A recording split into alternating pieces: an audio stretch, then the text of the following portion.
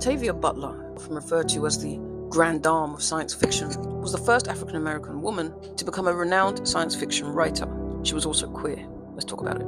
As an African-American science fiction writer, she was a pioneer for other women writers, and she was one of the best known among the few women in the field. Vulture magazine describes her as the girl who grew up in Pasadena. She took the bus, loved her mom, and wrote herself into the world. She explored the massive world of science fiction by delving into themes like race, women's rights, sex, and even global warming. She expanded the genre by analyzing the facets of society. She changed the landscape of science fiction by completely ignoring the limits set by society and by the genre itself. She was also the first sci-fi writer to receive the MacArthur Fellowship and the prestigious Hugo and Nebula Awards. Octavia Estelle Butler was the only child of Octavia Margaret Guy and James Butler. She was born in Pasadena, California in June 1947. She was a Cancer. Growing up, Octavia's nickname was Junie, short for Junior, because she shared the same name as her mum. But out in the world, she went by Estelle to avoid confusion for those who were looking for her mum. Now, as a community, Pasadena was racially integrated, but it still carried some racial tension. Her mother worked as a maid, and her father was a shoe shiner until he died when she was just 7, leaving Octavia to be raised by the matriarchs of her family, her strict Baptist grandmother and her mother. As a child, Octavia was shy and kept her own company. She often got bullied. She broke down in tears whenever she had to stand in front of the class and speak. Her childhood was filled with drudgery and torment. The first time she remembered someone calling her ugly, she was only in the 1st grade. She also struggled academically because she had undiagnosed dyslexia. In her school progress reports, one teacher wrote, "She dreams a lot and has poor concentration." That was true, she did daydream a lot, but she wrote those dreams down in a large pink notebook that she carried around with her. She said, "I usually had very few friends and I was lonely, but when I wrote, I wasn't." By the time she was 10, she was writing her own worlds. Meanwhile, she continued to get bullied all the way through her adolescence. She said, "I wanted to disappear. Instead, I ended up growing up to 6 foot tall." She must have hated the universe for that. Boys in her school resented her growth spurt, and she'd sometimes get mistaken for a friend's mother, or even chased out of the women's bathroom. She was called slurs. It was the only time in her life where she really considered taking her own life. The Pasadena Public Library became her local place of solace. It was here she discovered science fiction. She found affinity with the works of Theodore Sturgeon, Ursula K. Le Guin, Frank Herbert, who wrote Dune, which was made into a movie a few years back, and Zena Henderson, whose book Pilgrimage greatly inspired her. Octavia was a comic book nerd. She fell in love with DC first, then Marvel. When she was 12, she watched Devil Girl from Mars, a black and white British sci-fi film about a female alien commander named Naya. Now, Octavia believed that she could come up with a better story than that, so she began writing her own. She described her stories as temporary escape hatches from a life of boredom, calluses, humiliation, and not enough money. She said, "I needed my fantasies to shield me from the world." On days when her mother couldn't find a sitter, she would bring Octavia with her as she worked in people's houses. They entered through the back door, and white people spoke in front of them as if they didn't exist. One day, she told her mother, "I will never do what you do. What you do is terrible." And normally, her mother would have put her in her place, but on that day, she didn't say anything. She just gave her daughter a quiet look. So as she started writing her own stories about horses and romance and fantasy, she learned that she could make a living doing it, and she became fixated on the thought. Now, at the time, this was a radical idea because, first of all, science fiction was a genre that was dominated almost entirely by men, and it followed a very rigid subject matter. And then, of course, she was a woman of color. Would she be taken seriously? She went for it anyway. She would later call it her positive obsession, and she ended up putting everything on the line for it, as you're about to see. Octavia went on to publish 12 novels and a collection of short stories in her lifetime. She did not believe in talent as much as she did hard work. Her advice to aspiring writers was always this: learn, study, observe, and persist. Persistence was a lesson she learned from her mum and her grandmother and her aunt. In her lifetime, as well as being the first published black female sci-fi writer, she would be considered one of the forebears of Afrofuturism. "I may never get the chance to do all the things I want to do," she wrote in her journals at 17, now archived in the Huntington Library in Pasadena. "To write one or more bestsellers, to initiate a new type of writing, to win both the Nobel and Pulitzer Prizes, and to sit my mother down in her own house before she is too old and tired to enjoy it." She got her wish. The world caught up to her dreams. In 2020, her book Parable of the Sower made the bestseller list, 27 years after its first publication. Hollywood has produced adaptations of nearly all of her novels. There's a new show called Kindred coming out in December on Hulu that was based on one of her novels. So she's now experiencing a canonization that only just started at the last 10 years of her life. In a journal entry in 1999, she wrote, "I never brought into my invisibility or non-existence as a black person. I wrote myself into the present, the future, and the past." I love that. For Octavia, writing was a way to manifest people powerful enough to overcome the circumstances of her birth and what she saw as her own shortcomings. Characters were brazen when in reality she was timid. Leaders when in actuality she lacked charisma a lot of the time. They were blueprints for her own existence. She said, "I can write about ideal me's. I can write about the women I wish I was or the women I sometimes feel like. I don't think I've ever written about the woman I am though. That is the woman I try to get away from." She continued to live at home while attending Pasadena City College. She went to every creative writing class there and had extension classes at UCLA, where a teacher once asked her, "Can't you write anything normal?" Through the Writers Guild of America, she got into a screenwriting class at the Open Door Workshop, where she met the writer Harlan Ellison. She was familiar with his work, particularly his anthology Dangerous Visions, which was part of a more socially minded literary revolution in the genre. He later said that Octavia couldn't write screenplays for shit, but he knew she was exceptionally talented and encouraged her to go to Clarion and even gave her some money towards this. So Clarion is a sort of the ultimate workshop for writers, I guess, certainly at the time. Located in western Pennsylvania, Clarion was the furthest she'd ever been from home, and it took her 3 days traveling across the country just to get there. For the introverted Octavia, adjusting was very difficult. First of all, the town was hot and humid and very lonely. For example, the radio stations stopped playing at 8 p.m. and while the other students would socialize together, she would write letters to her friends and her mother. She wrote 6 in the first week alone. Epistolary writing was a way to unload and unblock herself and to make Clarion feel less isolated. Early on, she wrote to her mother saying, "Write me and prove that there are still some Negroes somewhere in the world."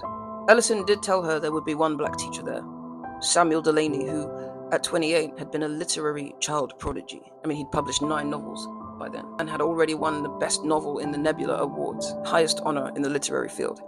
And he'd done that for 2 years in a row. Now, when Octavia was feeling particularly low and hard on herself, she would write letters to her mother that she never sent. She once wrote, "I'm not doing anything. I'm hiding in this blasted room crying to you, which is disgusting." She never sent these kind of letters because she didn't want to make her mum feel bad, because her mum had given up a lot to sacrifice so that Octavia could attend this workshop, and she was still shy. She rarely spoke in class, and when she did, she'd put her hand over her mouth. Delaney recalled, "She would never volunteer an answer, but whenever I called on her, she always had an answer, and it was always very smart." Now, Ellison, who was at this point her mentor, gave her advice that annoyed her. He told her to write more black, but she also had a crush on him. In her journals, she gave him a code name, El Lano, something she did on all her crushes. William Shatner was Gelly. She wanted someone who could help her guide her career, and she was hoping that Ellison would be her mentor, her champion, and her lover. But she was weary of losing herself. She wrote, "If I'm not careful, he will take over without even realizing it. A master must teach me to use my own talent, not to lean on his. I love him, but this is not what he teaches. So I will continue to love him and teach myself." The novelty of Clarion, if it was ever really there, started to wear off pretty quickly. Apparently, Ellison had promised her that her work Childfinder would make her a star, but the publication kept getting delayed. She sent fragments of another work, Psychogenesis, to Diane Cleaver, a Doubleday editor that she met at the workshop. Now, Cleaver said it was promising that Octavia would need to complete that manuscript. So over the next 5 years, Octavia wrote constantly, not pushing any other work. She'd moved into her own place, a single-story duplex in LA. On Saturdays, she packed a draft of Psychogenesis into her briefcase and went to the library to do research. Now, one day, she lost that briefcase in a department store, of all places. From this point on, she always made a backup copy of her work. She tried sticking to a tight schedule. Every morning at 2 a.m., she woke up to write. This was the best time for her. Her mind could roam freely before the day was filled with other people, a life she didn't ask for. Menial jobs at factories, offices, and warehouses. She got by on work from a blue-collar temp agency which she called the slave market. And during those years of obscurity, she also did odd jobs as a telemarketer, a potato chip inspector, and a dishwasher. Now, her mother still wished she would just get a full-time job as a secretary or something. But Octavia actually preferred manual labor because she didn't have to smile and pretend she was having a good time. But her body began to hurt, and she needed dental treatment. She took NoDoz, kind of the opposite of NyQuil, right, to stay awake, to help her stay awake during the day. She was always dealing with numbers, crunching numbers, the price of paper, how far she could stretch a paycheck, etc. Now, the world of psychogenesis has to do with psionics, so telepathy, telekinesis, mind control, that sort of thing, which was popular in the science fiction that she was reading. The possibility that you could control the circumstances of your life with your mind held a strong appeal for her. She believed in its real-world application as well. She even took self-hypnosis classes way back in high school, and she loved self-help books, like The Magic of Thinking Big and 10 Days to a Great New Life. She particularly loved Think and Grow Rich by Napoleon Hill. I personally was very uncomfortable with the negative racial undertones in the original book, to the point that I lost interest in it. But you'll be glad to know that there is an abridged version of the original, which cuts those bits out, and there's even a modernized version as well, because evidently I wasn't the only one who felt uncomfortable with it. By the way, Think and Grow Rich was taken without credit from the French psychologist Émile Coué and his concept of optimistic autosuggestion, which originated the mantra, in every day, in every way, I am getting better and better. And from this, Octavia learned to manifest. One of Napoleon Hill's exercises was to go to a quiet spot and write down a sum of money you want to earn and how you would get it. You had to do it with faith, right? So over a series of months, in 1970, Octavia would follow these instructions in the morning and at night. She wrote, goal, to own free and clear 100K in cash savings. These mantras sounded like a drumbeat throughout her early journals. She drew up contracts for herself and she would write benchmarks. I will put together an outline. I will complete a short story. And she signed them with her initials. She copied out Frank Herbert's quote, fear is the mind killer, and wrote it again, breaking it up into stanzas. But here's some of her writings now. Really inspirational. And again, in the art of manifestation, this is a really good permission slip that you can give yourself. Having words to focus on and to say and to utter really makes the difference.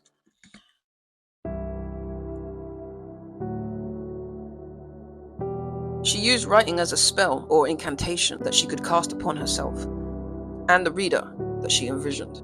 For example, she wrote, the goal right now is to achieve a scene of pure emotion.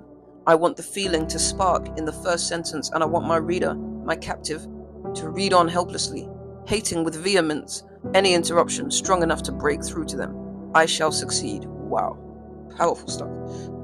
It took her 5 years, and guess what? One December in 1975, she sold her first book at the age of 28. Now, after she lost her psychogenesis draft, she started writing another novel, Pattern Master, that takes place in the same universe. Now, earlier I mentioned Octavia's mother giving her a sad look when she said to her that I will never do what you do. What you do is terrible. In an interview in 2003, she said, I carried that look for a number of years before I understood it. I didn't have to leave school when I was 10. I never missed a meal. Always had a roof over my head. Because my mother was willing to do demeaning work and accept humiliation. What I wanted to teach in writing Kindred was that people who did what my mother did were not frightened or timid or cowards. They were heroes. Initially, she tried writing Kindred with a male protagonist, but she found that she couldn't keep him alive. A proud black man like him would look a white man dead in the eye. He wouldn't last long enough to learn the rules of submission. No, she reasoned. The main character had to be female, because her gender would make her seem less threatening. Interesting. In her journals, particularly from the 70s and the 80s, Octavia would carry out self-assessments on her looks, her personality, her comportment. So when she was younger and less confident, she often reprimanded herself for saying something that she thought was embarrassing. She wanted to become unembarrassable, but later understood that she needed to let go of that. I maintain distance between myself and other people out of fear. Fear of the pain they will give me if they see me naked, and find me not merely ugly, but foolish and without value, she wrote. The defense is not to care. In her middle age, she referred to herself as comfortably asocial. But the truth is, in her journals, there was a deep yearning for intimacy. She wanted companionship, and she wanted sex. Another person would help me grow up socially, she wrote. A lasting relationship would be good for me. Now, at first, she imagined being with a man. She wrote, we want now a man over 6 foot tall. White, black, yellow, we do not care. But the relationships she tried to have with men were never emotionally fulfilling.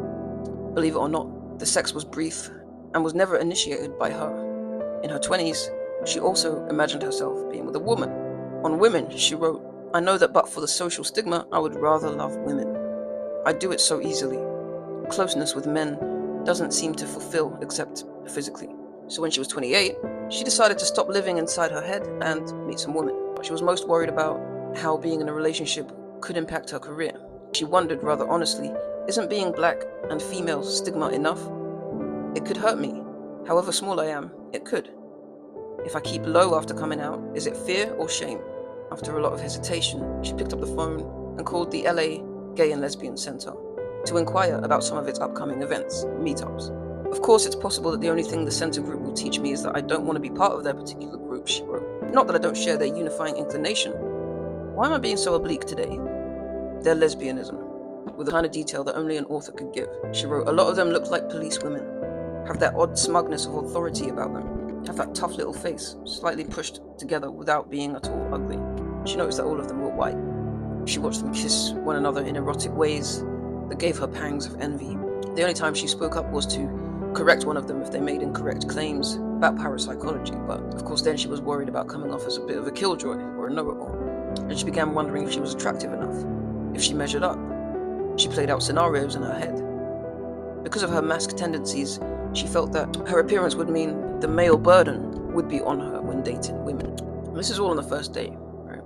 And it's sad that she felt she had to go through all these struggles on her own with no wider sort of society being accepting or understanding about the different roles and gender fluidity that can exist within LGBTQ experience. By the end of the first day, she felt defeated. She wished she had a friend to guide her, and it's also sad to note that she wasn't confident enough in herself to believe that women would actually be interested in her. And she really believed that gay women only like attractive women, just as straight men did. Growing up in a religious home, in a racially tense town, it's really clear that she had no masc role models, or even that she was aware that lesbians find all types of masc women attractive. A lot of her social anxiety was tied to her lack of money. She felt that having more would give her more social agency. She went to another meeting, but then decided she was done. That day, she sat through the announcements, and then she went home. She later wrote, I don't belong there any more than I belong anywhere else. It would require an effort that I'm not willing to put forth to make me part of those people. They're not for me. But if I found a woman I went well with, we could make it. So in other words, she didn't feel like she fitted in with these white lesbians who had clearly defined gender roles. She was looking for a queer space that wasn't available to her, and she didn't even know that that's what it was. Now, as far as her close friends and editors knew, Octavia was never in a romantic relationship. A friend said, I'm sorry that she did not seem to have that deep, intimate relationship. It can be difficult for artists. She had that sense of existential loneliness that human beings get. It was a price she was willing to pay to become the human being that she wanted to be. She became that person, and all it takes to get everything you want is everything you've got. Life takes everything. Octavia never learned to drive. She realized her dyslexia as an adult, despite never being officially diagnosed. So she needed time to read signs, and she didn't want to experience the embarrassment or the danger of trying to read signs, street signs, while driving. The bus was an inconvenient way of getting around LA, but it did afford her the close proximity to lots of random people and their interesting stories. So this became a steady source of inspiration for her and her novels. She was a people watcher. One time she watched a fight break out. A man accused another man of looking at him funny and lunged at him. At that moment, she thought of the opening line for her next short story. Speech sounds. It starts with, there was trouble aboard the Washington Boulevard bus. In the mid-90s, Octavia received an unexpected call. It was from the MacArthur Foundation, informing her that she had been awarded one of its famous Genius Grants. This isn't real yet, she wrote. It won't be real until the letter arrives. What am I to do? Let us consider sensible behavior. She enrolled on the foundation's health plan and got life insurance, adding her mother as a recipient. The next week, she got the official letter, informing her that she would receive a total of $295,000 over 5 years. This would be the largest sum of money that she received in her lifetime. She made a photocopy of it and figured out that she'd be able to meet all her obligations that she was manifesting as a daughter, which meant a great deal to her. A year later, her mother had a stroke and was admitted to hospital, where she stayed for 3 weeks before passing away. Octavia rarely spoke about her mum's death publicly, or with friends. I wrote nothing of value for some time, she said. A few years after her mother died in 1999, she relocated to Washington State. She bought a house in Lake Forest Park. It was a nice 3-bed ranch-style home with neatly trimmed hedges in the front and tall cypress trees in the back. She brought with her the hundreds of books and journals that she'd been collecting since childhood. In fact, she turned one of the bedrooms into a library to accommodate all these books, and she turned another room into a study where she could write. The house was situated right off a bus route, so she could go to events and she was getting out and about. She was no longer the girl who froze up in class. She spoke regularly at conferences, universities, and festivals, with confidence and with presence. She'd done it. She'd manifested the person she'd always wanted to be. In addition to the financial stability she was now enjoying, the MacArthur grant gave her stature. She was the first sci-fi writer to win the grant, as I said before, and that year she also received a PEN Lifetime Achievement Award. In an interview with Charlie Rose, she said, "All of a sudden, people who had not paid any attention to my work began to pay attention to me." Sadly, she passed away in February 2006 at the age of 58. After her death, many obituaries recognized her as a lesbian sci-fi writer. Some of her close friends described her as bisexual and asexual. Octavia never chose to marry, nor did she have any children. She often described herself as a happy hermit, but in her last days, writing had become physically difficult. She was beginning to feel fatigued. She was taking medication for high blood pressure and heart arrhythmia, but she felt that the drugs were draining her of energy and killing her sex drive. She kept notes of her symptoms: shortness of breath, nausea, back pain, hair loss. Her condition continued to deteriorate into the new millennium. She got pneumonia that was misdiagnosed and was left untreated for weeks. Soon she couldn't walk more than half a block without getting tired. She wrote in 2004, "I'm not functioning. I sit and drowse a lot. I know I'm not thinking very well, and I'm certainly not breathing very well." The way she died was very sad. So basically, she fell and struck her head on the concrete walkway leading up to her house. It was here that she was found. Some speculate that she suffered a stroke, like her mother, which caused her to fall. Others think that she died of the head injuries after actually falling. That day, her friend Leslie Howell was meant to pick her up and take her to a local conference. They'd met years earlier at Clarion. Leslie remembers her then, young and mosquito-bitten, and grinning after a trip to Peru. Here's a picture of that. Leslie became her driver and would continue to be there for her over the years, particularly once Octavia moved to Washington. They even went on grocery runs together. Now, before Leslie left the house that day, she found out that Octavia had died. She remembered that Octavia had been complaining that weekend about dizziness, nausea, and swollen ankles. She'd even called her doctor, who told her she just had the flu and to rest up. Up until then, the medical advice she had received was just to exercise more. Leslie said what happened to Octavia didn't need to happen. Despite being the incredibly powerful person that she was, she did not assert herself with her doctor. Even today, doctors discount women of a certain age and women of color. Some of it's racism, some of it's ageism, some of it's sexism, but all the isms conspired against her in the end, is what I feel. She needed more people who were protective of her. Listen, Octavia Butler wasn't sure that imperfect people could ever create a perfect world, but they could try. In an epigram for the parable of the trickster, she wrote, "There is nothing new under the sun, but there are new suns." Powerful. Through her stories, she's demonstrated that diversity, compassion, honest reflection, and accountability may be a path forward in fictitious and real worlds. Her style can be described as dystopian fiction, intersectionality, and Afrofuturism. Octavia Butler, we salute you. Like and follow for more.